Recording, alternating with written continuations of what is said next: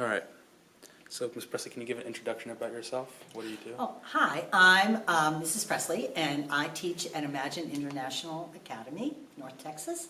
I teach global politics and I teach economics. I've been a teacher for almost 35 years.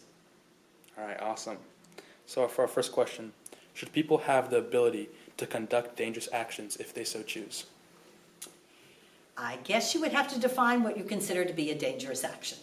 I think people should have liberty and freedom within reason. There is the idea that you can't scream fire in the middle of a movie theater because that would then cause harm to people. So if the dangerous actions involve other people and it causes harm, then I would be opposed to it. If the person themselves wants to make a ridiculous decision like that, go for it.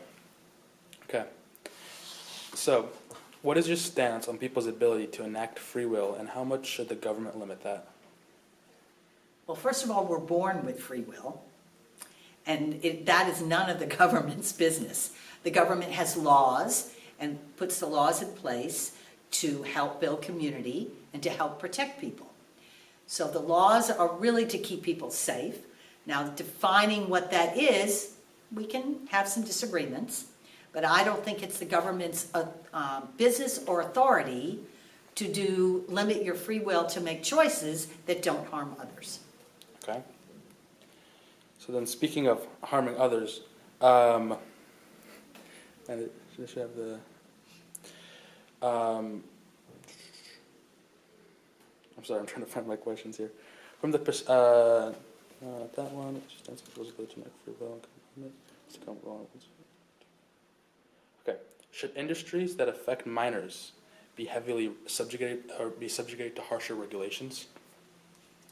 I'm assuming that you are defining a minor by someone under the age of 18, and I'm not quite sure what they would be doing with youth under the age of 18.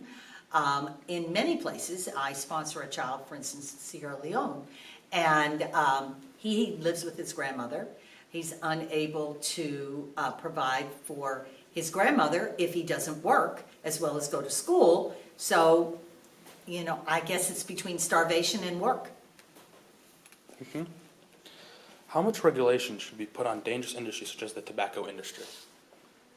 Again, it depends on how you're going to define dangerous, all right? For a long time, people misunderstood that smoking would not cause cancer. We've learned that it does. Again, I would prefer that people have the right to decide whether to take a substance in their body that is perfectly legal in the United States and causes cancer. That should be your choice. I don't think the government needs to be a big brother in this particular situation. Okay, and what is the age that you believe that people should be able to have freedom of choice over their bodies?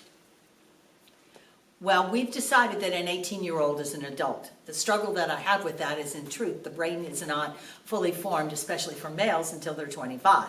So I'm not quite sure that they can make reasonable decisions at 18. I am not partial to even voting at the age of 18. I prefer to think of 21 as a better age to define adulthood. For instance, in Boston just recently, they have approved the right to 16-year-olds to vote. What 16-year-old really, truly knows what they're doing? All right. Thank you so much, Ms. Presley. Okay.